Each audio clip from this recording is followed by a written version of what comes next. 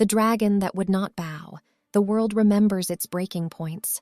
Not the great wars, not the famines that emptied cities or the plagues that swallowed kingdoms whole. No, the world remembers the silences, the moments where everything paused, held its breath, and changed. This is one of those moments. But to understand it, you must first understand the dragon. For 300 years, the dragon called Vorthix had belonged to the Lycan throne. Not as a pet, not as a beast of burden, not as a weapon to be aimed at enemies and unleashed upon command, but as a judge. Ancient texts, the ones that survived the burning of the Pyrith libraries, the ones that scholars still argued over in candlelit towers, described Vorthix not as a creature of instinct, but of discernment, of a wisdom so deep and cold and patient that most mortals couldn't comprehend it, the way a river cannot comprehend the ocean it feeds. It was said the dragon did not accept a rider. It chose a king. Every Lycan ruler since the Great Accord had mounted Vorthix as part of their coronation rite. The bond was ancient, older than memory, older than the written word. A king without the dragon's blessing was a king without legitimacy. The wolf clans of the north would not follow an unendorsed ruler. They never had. They never would. The dragons had their reasons. They always did. King Marcus Valerian was the most feared man alive. This was not hyperbole. It was a fact discussed in courts from the Sunken Isles to the eastern steppes, that delivered in hushed tones by ambassadors who had stood in his presence and emerged from the experience slightly diminished. Marcus was Alpha of Alphas, a title earned not by birth, but by conquest. He had broken 3 rebellions before he was 30. He had ridden into the frost reaches alone and returned with the northern clans kneeling at his feet. He had faced the Bone Witch of the Ashfields and come back carrying her staff as a trophy. His wolf form was immense, shadow black from snout to tail, silver-eyed, barrel-chested, a wolf the size of a draft horse that moved with the eerie silence of something that had never needed to hide from anything in its life. Women wept when he passed through market squares. Warriors stood straighter. Children went very, very still. He was, by every measurable standard, the perfect Lycan King. And Vorthix refused him. The first attempt had been during the coronation itself, 3 months prior. The dragon had snarled, smoke curling from its nostrils, and retreated to the far end of its enclosure. Marcus had stood his ground. Of course he had. Marcus Valerian did not retreat from anything, but the dragon had not moved again except to blink its molten gold eyes with something that looked disturbingly like boredom. The second attempt, conducted privately a week later, had resulted in a scorched wing of the castle and 2 guards with significant burns. Not Marcus. Marcus had moved fast enough to avoid the flame, but the message had been clear. The third attempt had destroyed an entire training yard. They'd found the dragon's claw marks gouged 6 inches deep into the stone. After that, the High Council had held emergency sessions for 2 weeks straight. A king without the dragon was no true king. The law was older than most kingdoms. A throne without fire would fall, to rivals, to dissenters, to the weight of its own illegitimacy. And somewhere in the shadows of the north, Marcus's enemies were already whispering about signs and omens and the will of the gods. The council demanded a final public attempt, a spectacle, a resolution. And in the far corner of the castle courtyard, unnoticed, unseen as she always was, a quiet maid watched. Her name was Alara. She was scrubbing ash from the stones when everything changed. Before we begin, if you love dark Lycan kings, forbidden mates, and stories that make your heart ache, comment where you are watching from, and subscribe for epic Lycan King romances. Where omegas rise, kings fall, and love is never gentle. The quiet maid Alara had served in Blackthorn Keep since she was 12 years old. That was not unusual. Half the servants in the castle had come to their positions young. Orphans, second children, the surplus offspring of families who couldn't feed them through another winter. The keep was not unkind. It fed you, clothed you, gave you a cot in a warm room and a purpose that stretched from sunrise to past dark. In the grinding economy of the kingdom, that was more than many people had. Ilara had arrived with nothing but a letter of recommendation from a village priest whose name she'd already half forgotten, and a single dress that had seen better decades. She'd been assigned to the lowest tier of household staff: floor scrubbing, ash clearing, water carrying, a pot washing. The work that happened before anyone woke up, that erased itself the moment it was done, that left no mark and earned no notice. She was, by her own reckoning, invisible. She had spent years perfecting it. Eyes down, voice soft, footsteps quiet on the stone, move through a room like water through a crack, present, necessary, and utterly unremarkable. She had watched nobles throw tantrums about tablecloths without seeing her standing 3 feet away. She had heard state secrets whispered in corridors because whoever was whispering had forgotten there was a girl mopping the floor at the other end. Invisibility, she had learned, was its own kind of power. Small, strange, and survivable. The warriors never saw her. The nobles never remembered her name. Or rather, they remembered it for approximately as long as it took to give her an instruction, and then it dissolved from their minds like salt in warm water. The other servants saw her, of course, knew her as reliable and quiet and strange in the particular way of people who read too much and spoke too little. She borrowed books from the castle library when the head librarian wasn't looking, returning them before dawn, unmarked, not even a fingerprint on the spines. She learned 3 languages from old texts. She had, at some point, memorized most of the historical records of the Aurelian dynasty, purely because they were there, and she found them interesting and no one had told her not to. No one had told her much. No one paid enough attention to her to bother. But Vorthix watched her. This had been true from the first morning she'd been assigned to clean near the dragon's enclosure, a punishment of sorts, handed down by a head housekeeper who decided Ilara's quietness was insolence. The enclosure was at the far end of the east courtyard, walled off with iron and old stone, and the other servants avoided it like a particular kind of plague. Not without reason. The dragon was unpredictable. The dragon had opinions. The dragon had, on one memorable occasion, eaten a visiting dignitary's horse simply because it had been positioned too close to the enclosure gate and the dignitary had been rude about it. Ilara had approached that first morning with her bucket and her brush and her careful, deliberate calm.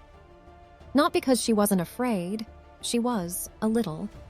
The sharp, bright fear of something new and large and capable of reducing her to ash. But fear and action were different things. She had learned long ago not to let one prevent the other.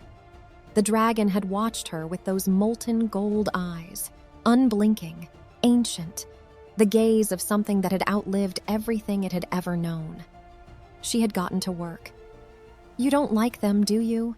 she had murmured on the 3rd day, scraping ash from the stones without looking up.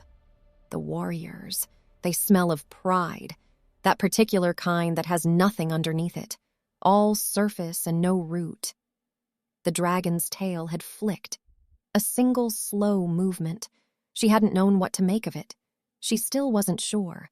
But she'd kept talking quietly, the way you talk to yourself when you've been alone long enough that the silence starts pressing back. About the ash patterns, which were interesting if you looked at them right, each fire leaving its own signature. About the book she'd snuck from the library, a history of dragon riders that was 300 years old and written in a dialect she was still working through. About the weather. About the particular loneliness of being surrounded by people who didn't see you. The dragon never spoke, of course. Dragons didn't, except in the old stories that most scholars now dismissed as mythology. But it listened. She could feel that. The quality of attention in those gold eyes was different from the blank endurance of an animal waiting for feeding time. There was something behind them. Something old and patient and, she thought, though she could not have said why, something sad. "What do you want?" she had asked once, sitting back on her heels and looking at him directly, something she'd never seen anyone else do. Not from me. In general, what would you want if anyone had ever thought to ask? The dragon had exhaled. A long, slow breath, warm as a summer afternoon, carrying the smell of wood smoke and something older. Minerals, ozone, the particular scent of deep time. Then he had lowered his head, slightly. Not a bow, just a gesture, like someone tilting their head to listen better. She had thought about that moment for weeks. The High Council's announcement of a final public attempt reached the servant quarters 3 days before the event itself. Ilara heard it from the other maids at breakfast. Excitement and fear in equal measure, because a spectacle was a spectacle. But a dragon rampaging through the courtyard again would mean more cleaning and probably more injuries, and no one was being paid enough for that. She said nothing. She finished her porridge. She went to work. But that morning, when she brought fresh water to the enclosure and began her usual tasks, she found herself stopping, looking at Vorthix properly, trying to see what the council saw, what Marcus saw, the symbol, the prize, the legitimacy machine that had been failing for 3 months and was about to fail again, publicly, catastrophically. The dragon looked back at her with those ancient gold eyes. "I know," she said softly. "I don't understand it either." The tail flicked again. The king's humiliation. The morning of the final attempt dawned gray and cold, with the kind of late autumn sky that couldn't decide whether it wanted to rain or simply press down on everything like a low ceiling until something gave way. By the time the castle bells rang the second hour, the courtyard was full. Every noble who could claim a reason to be present had found one. The High Council occupied a raised platform along the eastern wall. 11 men in dark robes, their expressions carefully arranged into something that read as dignified concern, but carried the particular tension of people watching a bet they'd placed long ago finally coming due. Below them, the lesser nobility clustered in their finery, breath steaming in the cold air, murmuring behind gloved hands. The warriors stood at attention in 2 long rows. The king's personal guard, hand-picked for size and ferocity, was their armor engraved with wolf head insignia. Behind them, an audience of castle staff, soldiers, and a handful of merchants who'd managed to talk their way through the gates because they were curious, or because they suspected this moment would be worth something later as a story, as a memory, as a thing they'd been present for. Banners hung between the battlements, the Valyrian sigil, a black wolf on silver, alternating with the crimson fire circle of the Dragon Compact, the symbol of the ancient alliance between Lycan throne and dragon bloodline. 300 years of that symbol, 3 months of it ringing hollow. Marcus arrived without announcement, which was itself a kind of announcement. He simply walked into the courtyard and the crowd's murmuring stopped as if cut with a blade. He was wearing black armor etched with ancient runes, the Valyrian coronation plate, worn only for ceremonies of the highest significance. Silver inlay traced wolf heads across the pauldrons, dragons across the vambraces, in a deliberate statement of claimed unity. His dark hair was back. His silver eyes, the pure, pale silver of the Alpha bloodline in its fullest expression, moved across the crowd once, cataloging and dismissing, before settling on the iron gate at the far end of the courtyard. No one spoke to him. No one moved to intercept him. He walked through his own court the way a storm walks through a field, not cruel but absolute. Everything simply moved around him. He took his position at the center of the courtyard and waited. "Bring the dragon," the High Elder commanded. The iron gates groaned. A chains clanged against stone, heavy, industrial, built to hold something that most things couldn't hold. 3 handlers worked the mechanism, massive men who nevertheless looked dwarfed by the apparatus they operated. Smoke came first, curling up through the gate gap, gray gold in the cold morning light. Then Vorthix emerged. There were always people who thought they were prepared for a dragon until they actually saw one in person, and then they discovered what preparation really meant and found that they'd been entirely wrong about it. The handlers staggered back 3 steps. Somewhere in the crowd, someone made a sound that was trying very hard not to be a scream and almost succeeding. Vorthix was enormous. Not in the way that large buildings were enormous. Large buildings were inert, contained, measurable. The dragon occupied space differently, the way a storm occupied space, the way a fire did. Its wings, folded against its sides, were still wide enough to shadow half the courtyard. The scales caught the gray morning light and threw it back in bronze and ember dark, and its breath steamed visibly in the cold, each exhalation carrying a shimmer of heat. The gold eyes swept the assembled crowd. Dismissal. Pure, complete, ancient dismissal. Marcus stepped forward. They watched each other. King and dragon across 30 feet of cold stone. The silence was the kind that has weight to it. Then Marcus shifted. It was, even now, even under these circumstances, an extraordinary thing to watch. The transformation was not graceful. It was violent and real, the body insisting on a truth that normal flesh couldn't contain. Bones remaking themselves, mass concentrating and expanding simultaneously. One moment, a man in black armor stood in the courtyard. The next, a wolf the size of a small house, shadow black and silver-eyed, prowled forward with the slow deliberation of something that had never in its entire existence been afraid. A test of dominance, the oldest kind. The assembled wolves in the crowd, and there were many, most of the military personnel and half the nobility carrying the bloodline, felt it like a frequency, a vibration below hearing. Their spines straightened, their chins lifted. Some of them shifted slightly, barely perceptibly, the wolf instinct responding to alpha presence even through the layers of civilization and court protocol. The great black wolf prowled toward the dragon, slow, steady, projecting the absolute authority of something that had never needed to hurry because it had never doubted the outcome of anything. Vorthix roared. The sound hit the courtyard like a physical thing, a wave of compressed air and heat and something older than physics, something that reached into the chest and squeezed. The stone itself seemed to vibrate. Several people covered their ears. Banners tore from their mountings. The iron chains groaned. Flame erupted skyward, a column of it, gold and white and blue at the core, reaching 50 feet into the gray morning sky. The crowd screamed and surged backward, and instead of bowing, the dragon lashed its tail.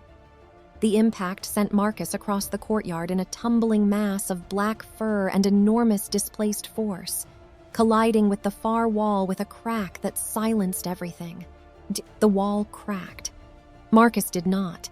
He hit the stones and was still for exactly 2 seconds, long enough for the crowd to hold its breath. And then he rose, slowly, and shifted back to human form.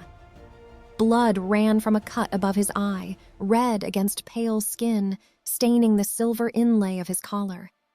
He stood perfectly straight. He wiped the blood from his chin with the back of his armored hand. His silver eyes found the dragon. The dragon turned its back. The rejection was absolute, public, devastating. No translation was needed. No scholar was required to explain the symbolism. The dragon had just told the assembled court, the High Council, the wolf clans of the north, and anyone else watching that Marcus Valerian was not its choice, was not the true king, was not, in the dragon's ancient and unarguable assessment, what was needed.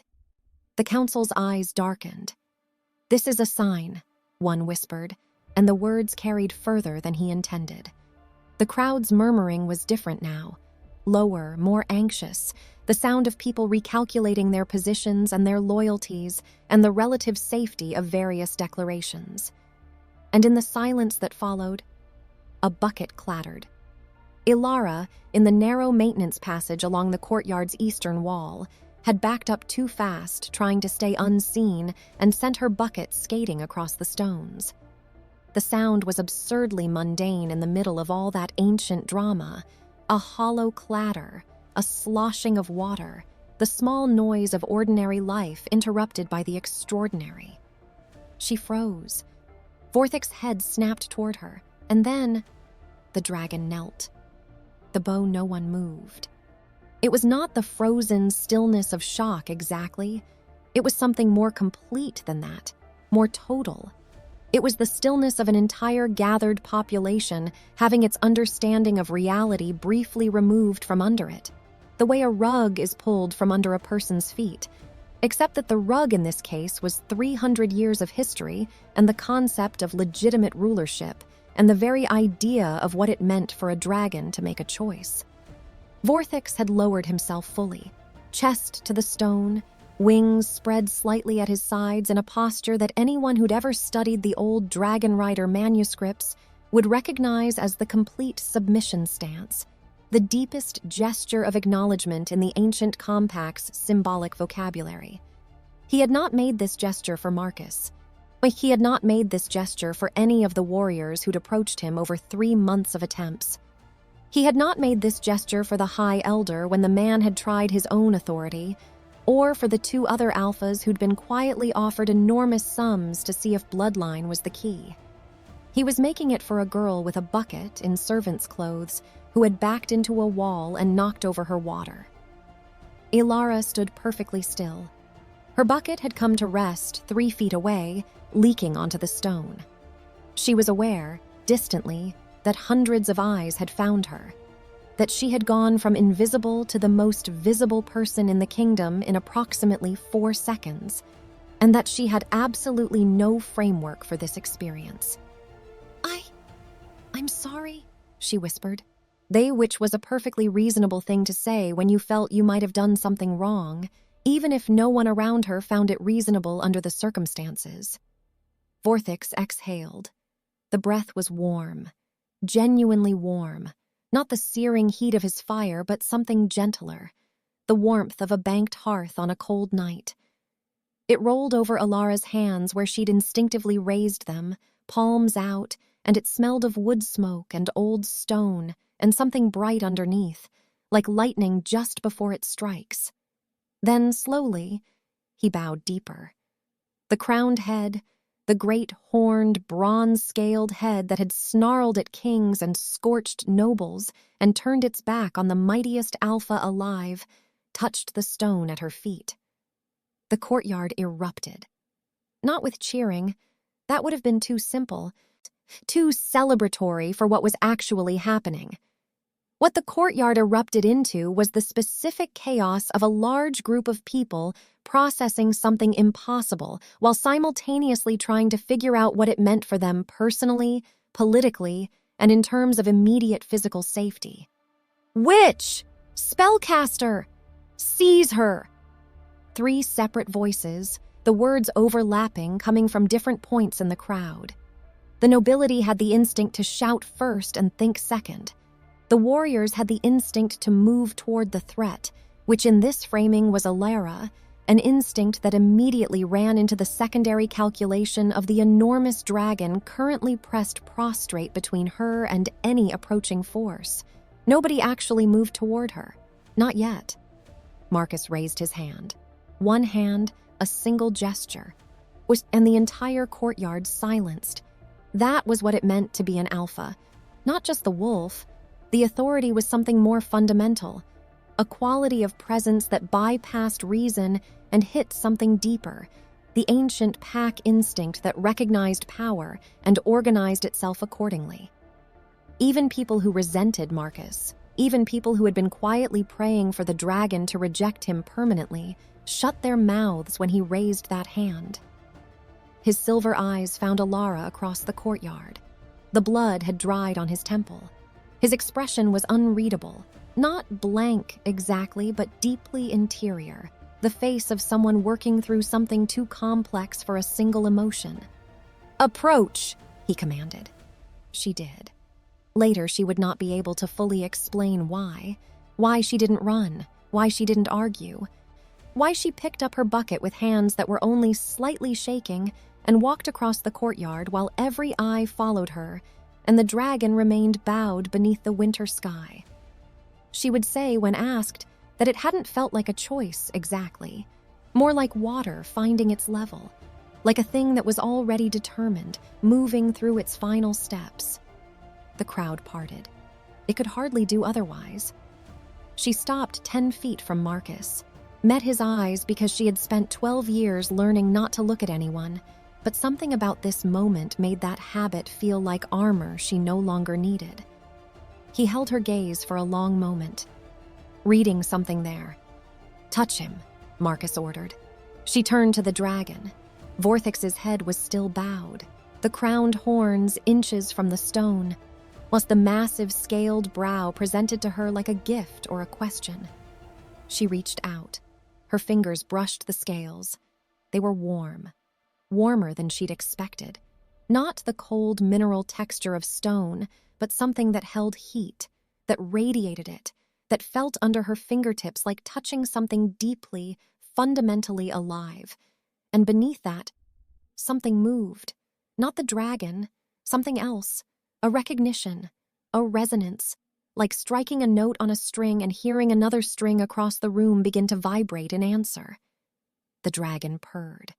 The sound was low and rolling and vast, felt more than heard, vibrating up through the stone and into the soles of her boots and into her bones. The king's jaw tightened.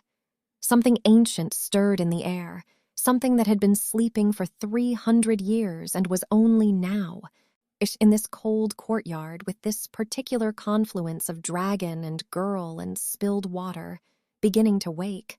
Not submission, recognition. The mark. The council dismissed the crowd within minutes of the incident. Or tried to. Dismissed, being a generous term for what was actually a controlled dispersal, achieved through the combined authority of Marcus's silence and the High Council's collective urgent-looking gestures. By midday, the courtyard was empty. By nightfall, the castle was full of whispers. Ilara had been escorted to a waiting room she'd previously used only in her capacity as someone who cleaned waiting rooms. It was strange, sitting in one of the good chairs, noticing the dust she'd missed in the corner by the fireplace. Marcus arrived alone. No guards, no council members. Say he dismissed even his personal retinue with a look, and then closed the door behind him, and stood for a moment just looking at her, the way he'd been looking at her in the courtyard. That deeply interior expression. The face of a man working through something that didn't have a clean resolution. "You are not a maid," he said quietly. "I've been nothing else," she replied. "I've been a maid since I was 12 years old. I scrub floors. I carry water. That is not what you are," he said. "That is what you have been doing. They are not the same thing." He crossed the room, stopped 4 feet away, close enough that she could see the last traces of the wound at his temple, already healing with the supernatural speed of alpha biology. "Dragons do not bow to servants," he said. "They do not acknowledge castle staff. They do not. In 300 years of documentation and study, they have never knelt for anything less than a legitimate claimant of the Dragon Blood Compact." "Then Vorthix made a mistake," she said. "Dragons don't make mistakes," he said simply. "That is, in fact, the entire point of them." He reached out. Not quickly, slowly, watching her face, giving her time to object. His fingers caught the edge of her sleeve, and he turned her forearm gently, exposing the inner wrist. There, faint, the color of old gold almost worn away, shaped like a crescent moon but more precise, more deliberate, like something that had been burned into the skin not as a wound but as a seal, was a mark she had always had and had never understood. She'd had it her whole life. The village priest who'd written her letter of recommendation had told her it was a birthmark when she'd asked at 8 years old, and she had believed him because he was an adult, and adults knew things, and she hadn't yet learned that adults often said, "I don't know," as "it doesn't matter." Marcus stiffened. The reaction was involuntary. She could see that. A full-body response, muscles going rigid, the silver eyes widening slightly before his control reasserted itself. "The mark of Aurelian," he breathed. A name long erased, literally erased, from official histories, from the castle archives, from the court records that predated Marcus's reign and his father's before that. She knew the name because she'd found it in one of the books she'd borrowed from the library, in a footnote of a footnote, a name that the author had included only to note its absence from more prominent sources. She knew the history. She had read it in those old texts, in the outdated dialect she'd spent months decoding. 300 years ago, the dragon bloodline, the Aurelian dynasty, rulers for 5 centuries before the Lycans, had been slaughtered. Not in a war, not in a battle. In a single night, simultaneous across the kingdom, coordinated with the kind of precision that spoke to years of planning and considerable resources. The last of the dragon rider queens had been executed in the capital. Her children, her cousins, anyone who carried the mark, gone.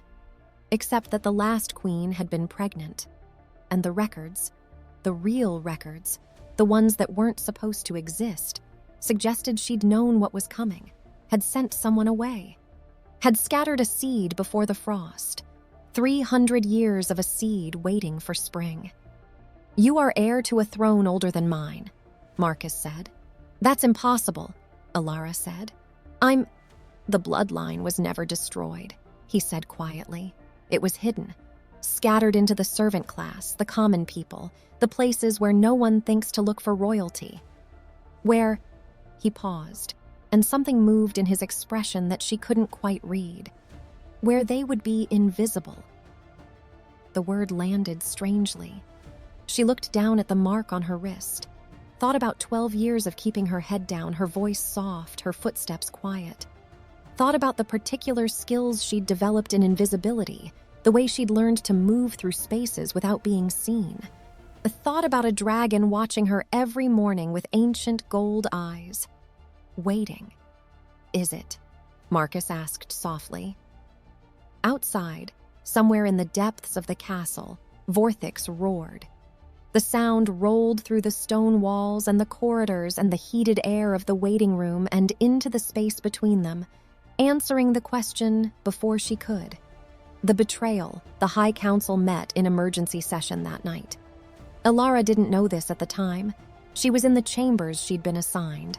Not her usual cot in the servants' quarters, but an actual guest room, 3 times the size, with a window overlooking the courtyard, and a fire that someone had lit, and an absolute surplus of pillows that she found both luxurious and deeply disorienting. She lay awake for a long time, staring at the ceiling. Running through the afternoon in her mind the way you run through something you're trying to find the error in. The mark on her wrist caught the firelight when she turned her arm.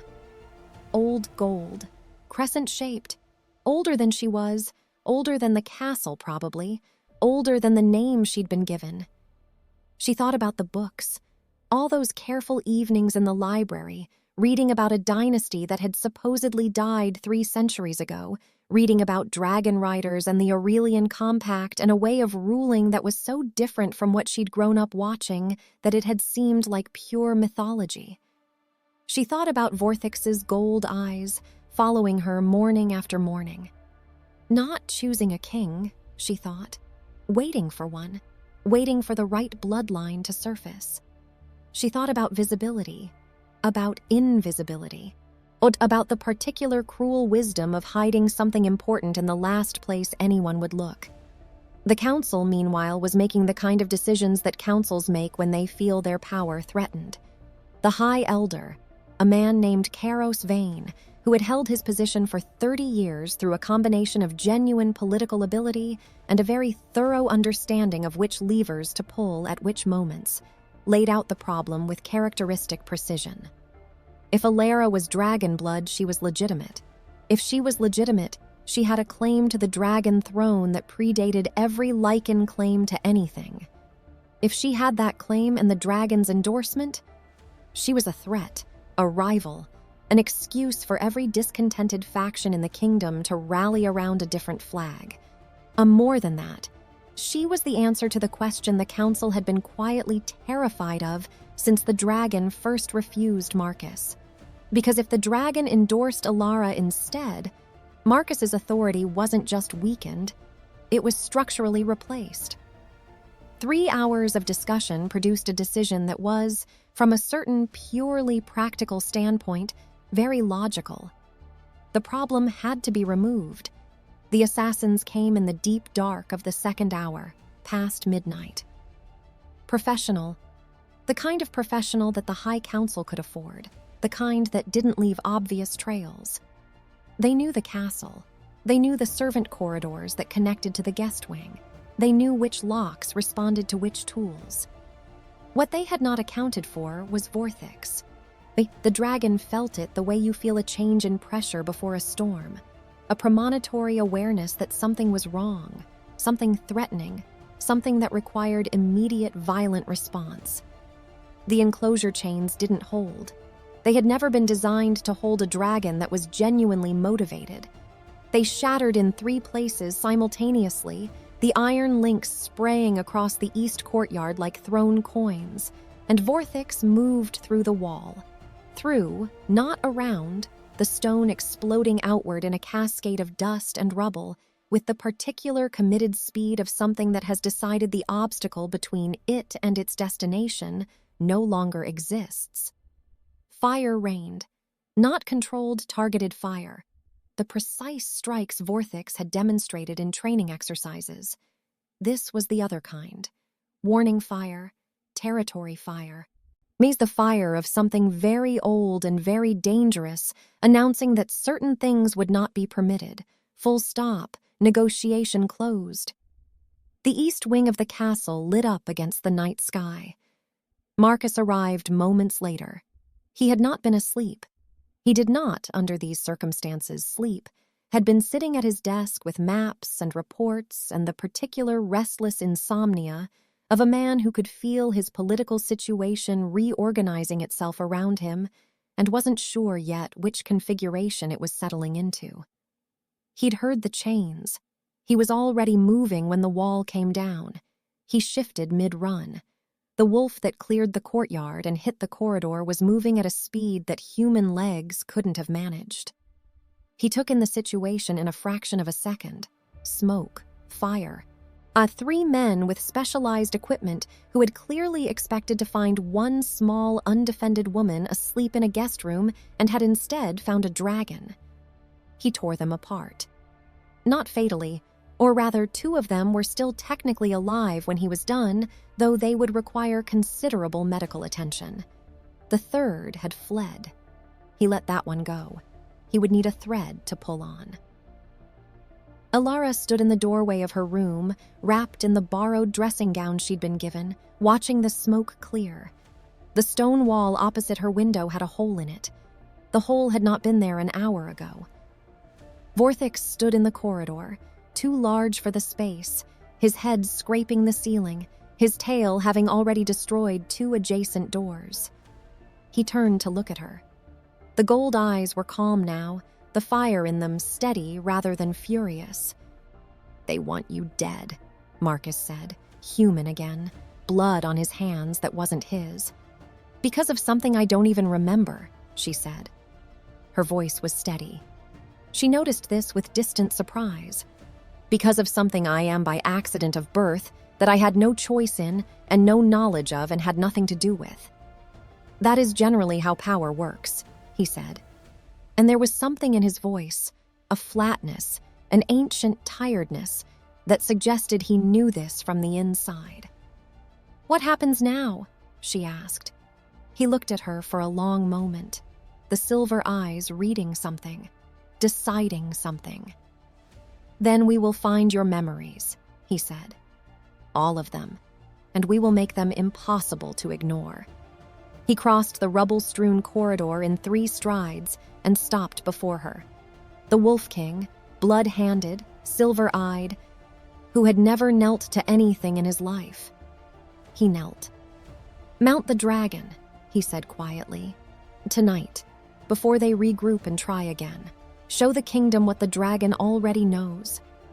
She looked at the ancient creature filling the corridor, patient as mountains. She looked at the king kneeling at her feet. She thought about 12 years of invisible work, about the particular weight of being nobody and the particular terrifying, vertigo-inducing weight of the alternative. "Get up," she said, "please. Get up and show me how." The first flight. They went to the courtyard in the deep of the night, the three of them, king and maid and dragon, under a sky that had finally cleared, the stars hard and cold and brilliant above the smoke-scarred battlements. Ilara stood before Vorthix. The dragon had lowered himself again, presenting his shoulder, the mounting position she knew from her reading, the ancient protocol. The old texts described it with the formal precision of ceremony. The dragon must lower, the rider must approach from the left, the first touch must be with the open palm at the junction of neck and shoulder. She approached from the left. She placed her open palm at the junction of neck and shoulder. The visions hit her like a wave. Not metaphorically. She actually staggered and would have fallen if her grip on the scales hadn't held, and the scales held her back. She felt it, that responsive intelligence in the warm bronze surface, the dragon adjusting slightly to keep her upright. Images, sensations, memories that were not hers but fit inside her like they had always lived there, waiting for the right key. Flames. Not dangerous. A celebratory. A great bonfire of welcome on the steps of a palace that burned gold in the light, with spires like frozen fire against a summer sky. A palace she had read about in old texts. Pyrith, the dragon capital, the seat of the Aurelian dynasty for 5 centuries before a woman. Dark-haired, crescent-marked at the wrist, wearing armor that was half dragon scale and half conventional plate, standing on the back of a great bronze dragon that was unmistakably Vorthix, younger and perhaps slightly smaller, but the same ancient intelligence in those gold eyes. The woman's face was turned away, then turning toward Ilara as if she'd always known Ilara would be watching, and the face that looked back was her own. Not identical. The set of the jaw was stronger, the eyes were older, but the bones were the same bones. The mark on the wrist was the same mark. Her mother, her grandmother, something further back, something that had survived in the blood through 3 centuries of hiding. A queen. Then the night of fire, the betrayal. Not a rebellion. She saw it clearly now, saw the council robes, saw the careful orchestration, saw the thing that had been done in the name of stability and the transfer of power and the particular logic of people who had decided that what they wanted was more important than what was true. She saw it all, the hidden survivors, the long, careful scatter into the servant class, into the common population, into the spaces where no one looked for heirs. The marks burned smaller and smaller with each generation, nearly invisible by the time they reached her. Nearly. Not quite. "I remember," Ilara whispered. Her grip tightened on the scales.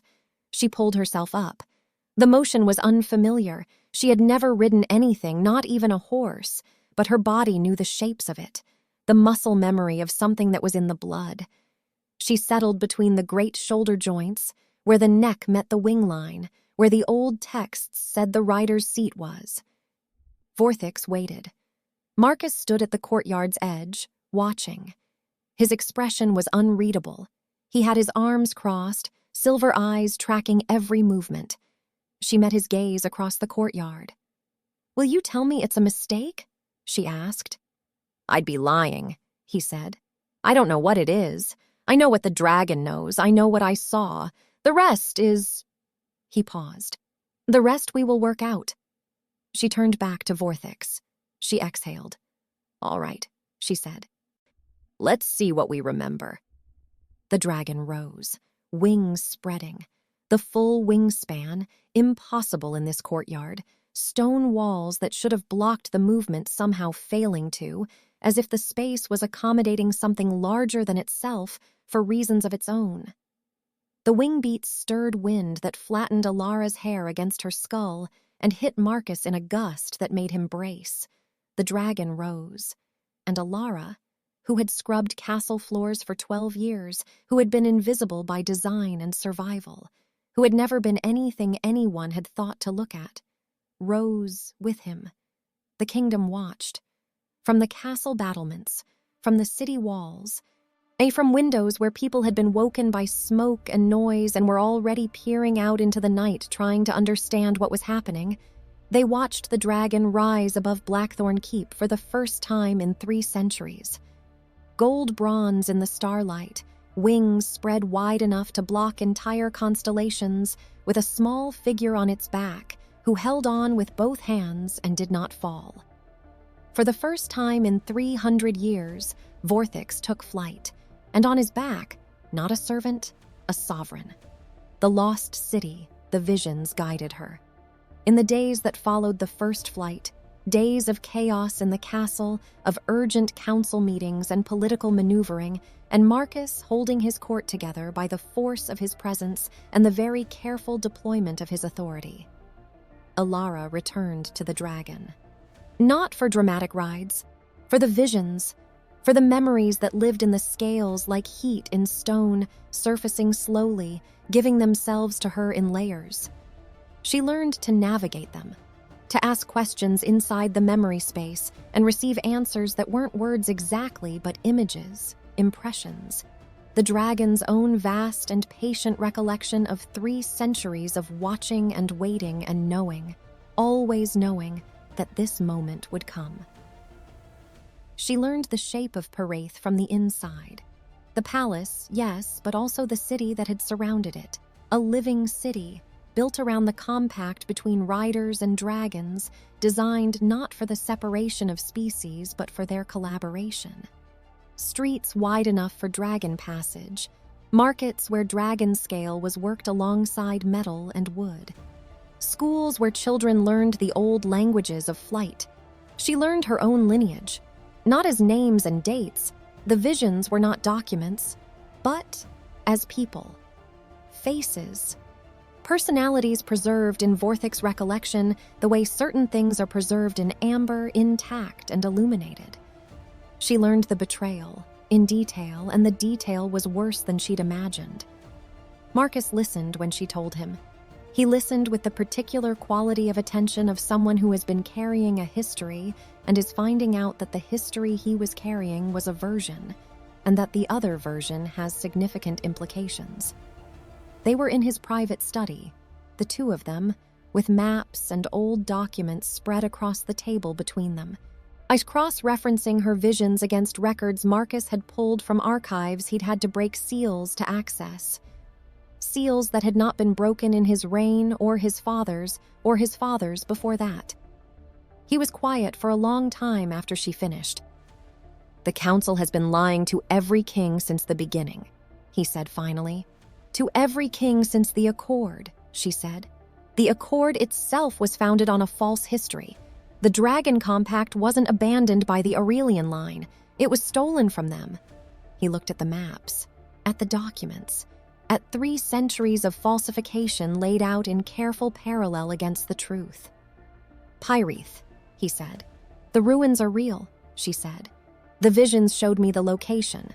Under the northern ice, further north than the frost reaches. The city didn't burn when the dynasty fell.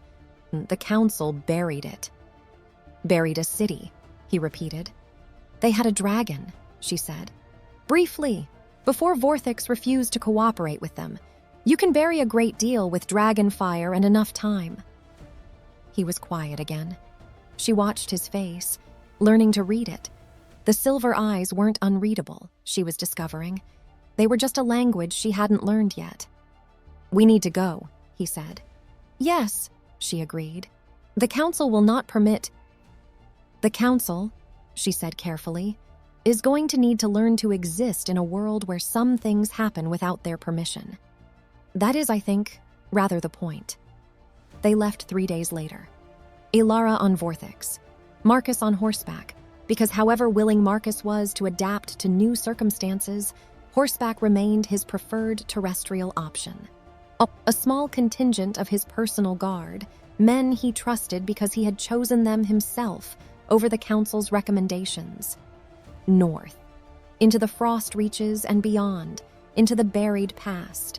The ruins of Pyraith were in the end not difficult to find. Or rather, they had been difficult to find for 300 years. For anyone without a dragon who remembered where they were and a rider who carried the bloodline key. For anyone who lacked those things, the northern ice was simply the northern ice, flat, featureless, white and gray, and impossibly cold. For Ilara and Vorthix, it was a door. The dragon descended at a particular point, a place that looked identical to its surroundings in every visible respect, and pressed one massive claw against the ice, and the crescent mark on Ilara's wrist blazed hot for a moment. And the ice moved. Not melted, moved, like a curtain being drawn. Beneath it, stairs, carved from a stone that was not ice, cut with the precision of something that had been built by people who expected it to be found eventually, by the right people, when the time was right. The city below was intact, not preserved. Preserved implied intervention, implies someone keeping something from decaying. This was different. This was a city that had simply continued to exist, sealed from weather and time and the particular entropy that gets in through the cracks of normal things, waiting in the cold dark with the patient certainty of something that knew itself worth waiting for. The gold spires were still gold. The great meeting hall was still standing. The records room, the real records room, not the partial copies that had been permitted to survive, was untouched. Marcus stood in the center of the records hall for a long time, reading.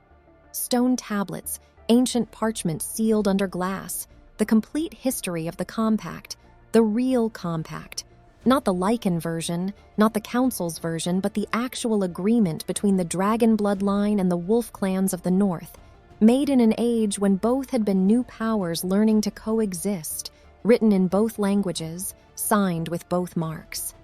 They lied about everything, he murmured. Not surprised exactly, but the weight of it. Almost everything, Ilara said. She was standing at the crystal throne, smaller than the formal throne of Blackthorn Keep, older, its crystal surface still clear despite 3 centuries of darkness. The Dragon Compact was real. The alliance was real. The agreement was always meant to be equal. They just, she paused, removed one party from the equation. She placed her hand on the throne. It ignited. Not destructively. The light that poured from the crystal was warm, not burning, gold-white and steady, rising from the throne and up through the sealed ceiling and visible, she would later learn, from miles away across the ice.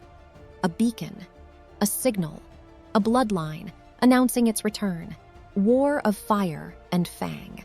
The council declared Ilara a traitor before they'd even received her formal statement of claim. This was, in retrospect, a strategic error. Not because the declaration was surprising, it was entirely predictable. Anyone who'd understood the political situation could have written that declaration before the ink was dry on the discovery of Pyraith. But because by declaring her a traitor before she could speak, the council removed the very thin veneer of legitimacy that might have allowed them to argue their case in a court of law rather than on a field of battle. They showed their hand completely. They were not operating from principle. They were operating from fear. Half the wolf clans sided with them anyway. This was more genuinely complicated. The clans who sided with the council weren't all corrupt. Some of them were simply operating from an understanding of the world in which the Lycan Accord was the bedrock of civilization, and the idea of a dragonblood claimant was an ancient fairy tale being used to destabilize everything they'd built. They had children. They had communities. They had reasons, comprehensible reasons for wanting the existing order to continue. A civil war erupted on 4 fronts simultaneously. It was not clean. It was not the kind of war that can be told as a sequence of great battles with clear outcomes and obvious heroes. It was the grinding, complicated, morally ambiguous kind, village by village, clan by clan, the kingdom tearing itself along lines that had been underneath the surface for longer than anyone had wanted to admit. But something had changed. Marcus did not fight for dominance. He fought beside her. This was strategically surprising. It was personally more so. The Wolf King, who had never shared a command, who had always been the absolute apex of any hierarchy he occupied, who had been raised from birth to the singular certainty of his own authority, he fought beside a girl he'd known for weeks, in a campaign that was, if she succeeded, going to end with her having a legitimate claim to a throne that predated his. He did it anyway. He did it because he'd read the tablets of Perith, because he understood now what had actually been built and what had been destroyed, because he could see, in the pattern of events, a design that was not just political manipulation, but a fundamental theft of history, of identity, of the kind of legitimate power that doesn't oppress but enables. He did it too, because when he watched her on the dragon's back, learning the language of flight the way you learn a language you've always known and only needed to remember, he recognized something. A quality. The thing that in wolves they called the alpha presence. Not dominance exactly, but authority that didn't need to perform itself. That existed quietly and steadily, and made every space it occupied feel organized around it without any effort or demand. She had it. Had always had it, he suspected, under the 12 years of careful, chosen invisibility. He fought beside her because she was right, and she was capable, and because he had been raised to rule, but not necessarily to be the only ruler. That was, he was discovering, an important distinction. Wolf and dragon united. The clans that had been undecided made their choices when they saw it. When they saw the dragon carrying the marked rider and the Wolf King fighting in the same formation, coordinated, neither above nor below the other. Some of them wept. They were old enough to know the old stories, or had grandparents who were, and they recognized something in this image that matched a shape they'd been missing without knowing they were missing it. The tide began to turn. The High Elder revealed his true nature in the final battle. It had been suspected, by Marcus, by Alara, by the small group of their inner circle who had been piecing together the Council's history and had noticed certain inconsistencies in Karos Vane's recorded biography. The gaps where there should have been documentation, the age that didn't quite match the timeline, the particular quality of his hunger for the situation that went beyond ordinary political ambition. He had been using forbidden magic for decades, the kind that extended life at the cost of coherence, that kept the body alive while the soul, for lack of a better word, became something else. Something that wanted power not for any purpose power could serve but purely for itself, as a substitute for whatever had been lost in the process. His true form, when he revealed it in the battle's final moments, was neither wolf nor man.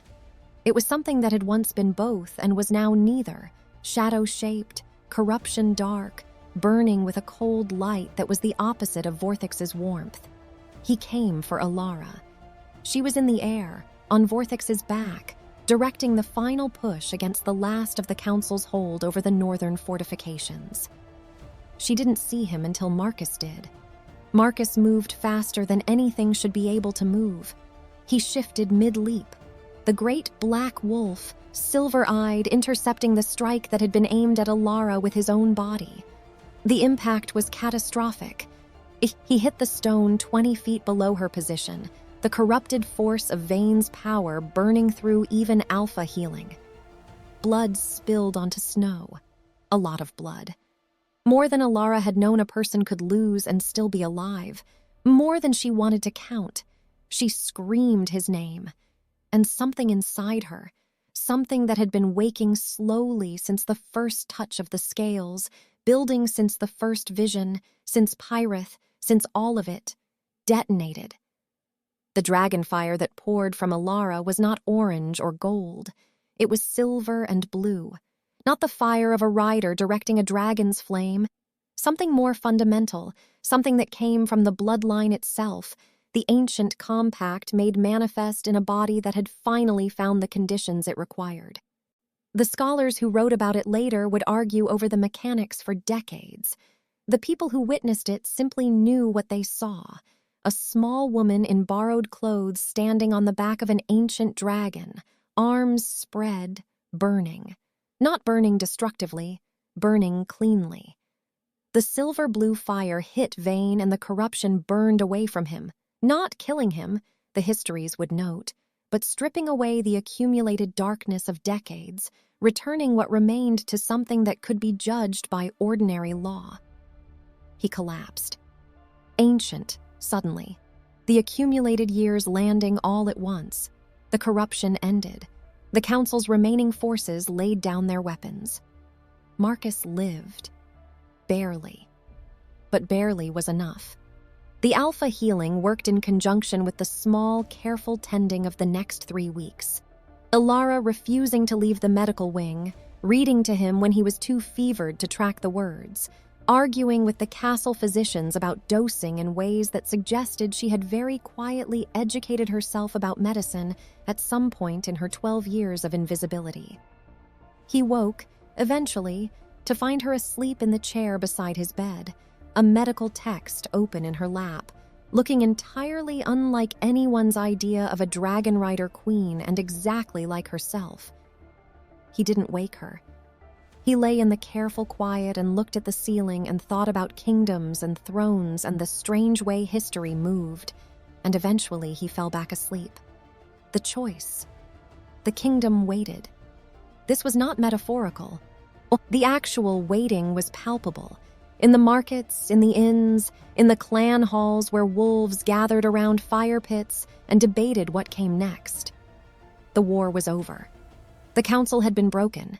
The corrupted power structure that had been running the kingdom for 3 centuries, quietly, invisibly, much the way Ilara herself had once moved through spaces, had been exposed and dismantled. What replaced it was the question. There were 2 thrones.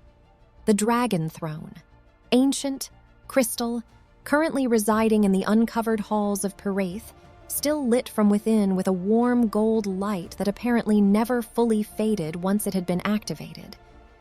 The throne of the Aurelian dynasty, empty for 300 years, waiting for the bloodline that had never died. The Lycan Throne, the wolf-carved obsidian seat in Blackthorn Keep's Great Hall, they surrounded by the accumulated symbolism and institutional weight of 3 centuries. The throne that Marcus's bloodline had held since the Accord. Ilara stood between them, in the rebuilt Great Hall of Blackthorn, with the assembled clans watching from the floor below the dais. She had been thinking about this for a week.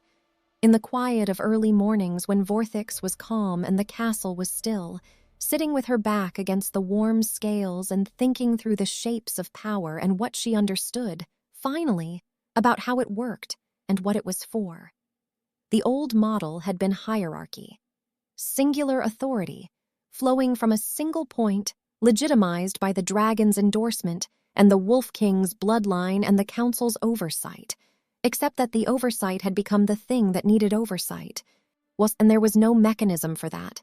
And so it had rotted. The new model would need to be different. Not just a change of ruler, not just Aurelian replacing Valerian or vice versa.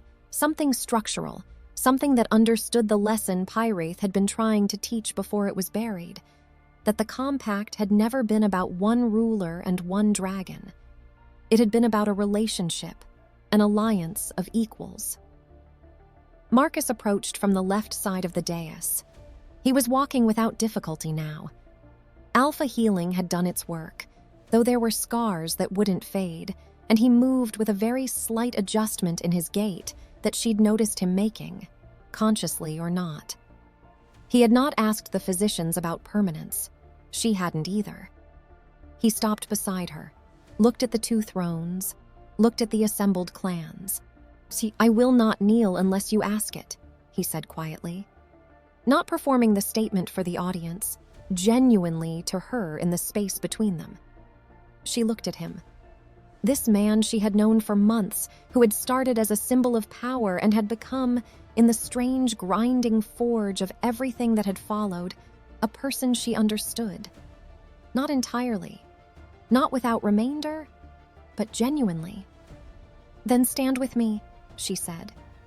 She turned to the assembled hall. She could feel Vorthix behind her. The dragon had been permitted entry to the great hall through the new doors that Marcus had commissioned specifically for the purpose, wide enough and tall enough. The ancient gold eyes watched from the back of the space.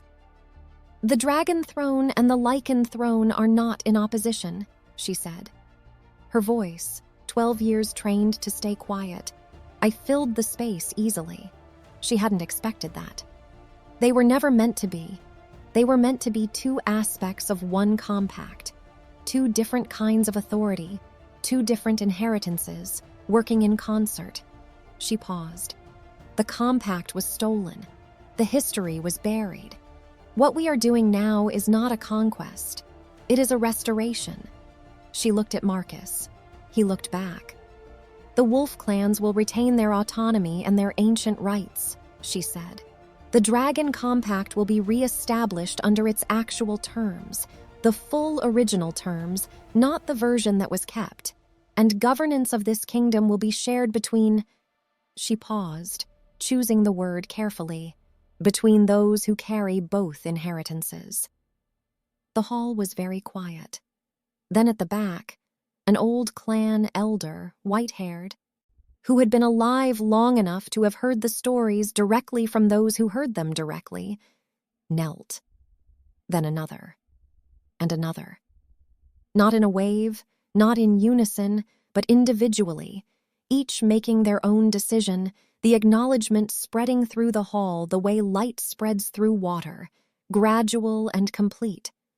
Before the assembled clans, wolf and dragon bowed. Not in submission. Vorthix's bow was a deliberate, unhurried gesture, and Marcus's was the kind of bow that one equal makes to another, the acknowledgement of mutual respect rather than hierarchy. In unity, the Dragon Queen and the Lycan King, not one over the other, together. The kingdom exhaled. The child with golden eyes years passed. Not easily.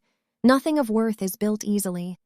And the rebuilding of a kingdom's foundational understanding of itself was not a project that could be completed in a season or a year or even a decade. There were setbacks. There were clan disputes and succession crises in the outer territories, and one very difficult winter when the northern food stores failed and everyone learned a great deal about emergency governance under pressure. There were also good years. Better years than the kingdom had known in generations, if the old accounts were to be believed. The reopening of Pyrith drew scholars from across the known world. The full Dragon Compact, restored to its original terms, became the subject of more academic argument than perhaps any single document in history. 3 universities were founded in a 5-year period.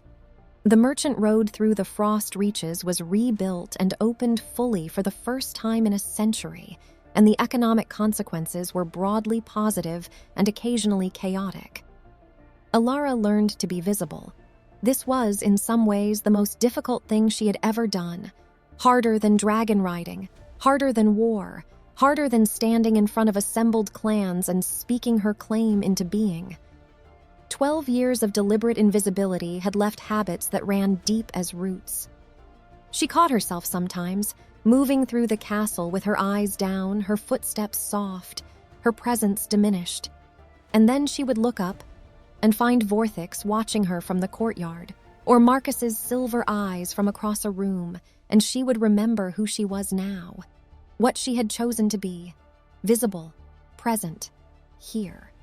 Marcus learned to share, but also difficult, also harder than it probably appeared from the outside. An alpha does not naturally collaborate. An alpha has been shaped, from childhood, to be the single point through which authority flows, and reorganizing that into something genuinely mutual required the kind of sustained effort that most people associated with moving mountains rather than changing governance structures. He managed it. Not perfectly.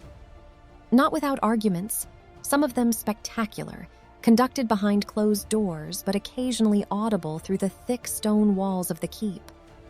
Not without the occasional reversion to old habits that required pointed reminders from both Ilara and, memorably once, Vorthix, who expressed his opinion on a particular council decision by walking through the relevant room's wall and sitting down.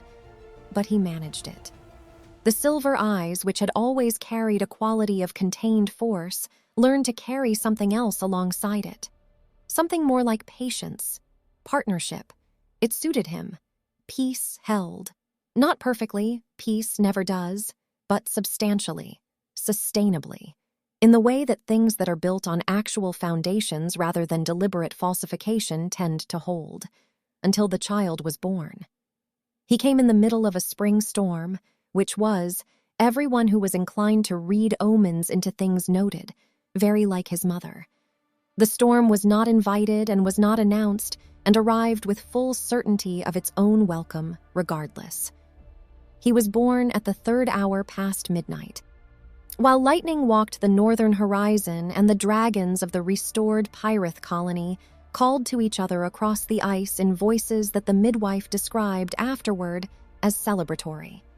He had Marcus's dark hair. He had Ilara's crescent mark, already visible at his wrist. Not faint, not nearly worn away by generations of hiding, but crisp and clear and gold, as if the bloodline had been waiting for permission to stop diminishing itself and had finally decided to stop waiting. He cried, in the way that newborn things cry, with total commitment, with the full force of lungs that have just discovered their purpose and intend to explore it thoroughly. The mountains answered. Not metaphorically. The midwife stepped to the window and reported that the peaks to the north were moving. Avalanches, small ones. Or the snow shivering loose from the high ridges in response to a sound that wasn't, technically, loud enough to cause it. The storm shifted. The lightning, which had been walking toward the keep, walked away. The child continued crying for approximately 30 seconds, then stopped, apparently satisfied with the response. Vorthix came to the window. The dragon had been in the courtyard below. Ilara had known he was there, had felt it the way she felt all dragon-related things now, a warm peripheral awareness that had nothing to do with sight and everything to do with the compact running in her blood. He came to the window and pressed the crowned head against the glass until the glass creaked in its frame.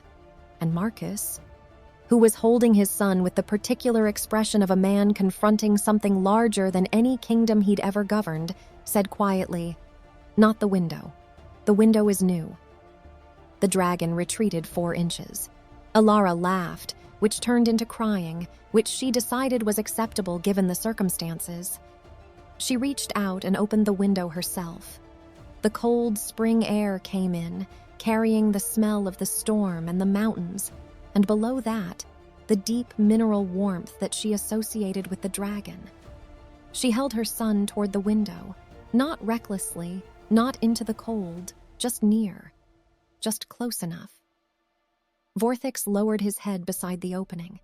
Those ancient gold eyes, patient and vast and warm, regarded the small new face that was regarding them back. The child blinked. Not in fear. Babies are not afraid of dragons. When it turns out, in the way that babies are not afraid of many things that adults have learned to fear, partly because they lack context, and partly because some things are recognized at a level that comes before context. The baby looked at the dragon. The dragon looked at the baby. Not in obedience, not in submission, in reverence. The boy's eyes, which had been closed or blinking since birth, opened fully. They burned molten gold. Marcus saw it first, went very still in the particular way of someone receiving information that requires reorganizing everything they currently know. "Ilara," he said. "I know," she said. "The gold? I know. That means—" "Marcus, I know." Outside, Vorthix exhaled a long, slow breath that steamed in the cold air and smelled of wood smoke and lightning. The gold eyes in his son's face. the exact, see precise gold of the dragon's own, tracked the steam as it rose. The baby watched something go by that neither of his parents could see. Then he smiled. Far beyond the northern sea, in the deep places where ancient things sleep and wait, another dragon stirred. The bloodline had never been meant to end. It had never been meant to be singular. One queen, one dragon, one compact between two specific beings. The Aurelian dynasty had always understood what the Lycan Accord had deliberately forgotten, that the relationship between wolf and dragon was not a political tool. It was something older and more fundamental than politics. It was two kinds of power learning to exist in a world that contained both of them, learning to be neither predator nor prey, but something more interesting and more durable than either. A partnership, an acknowledgement, renewed in every generation, that greatness was not solitary. The child with the gold eyes laughed at something invisible. The distant dragon stirred and was still again. Waiting, as Vorthix had waited, with the ancient, patient certainty of something that knows the future is long, and the bloodline is awake, and the compact is restored, and there is time. There is time for everything that is meant to happen. This time, no council would control it.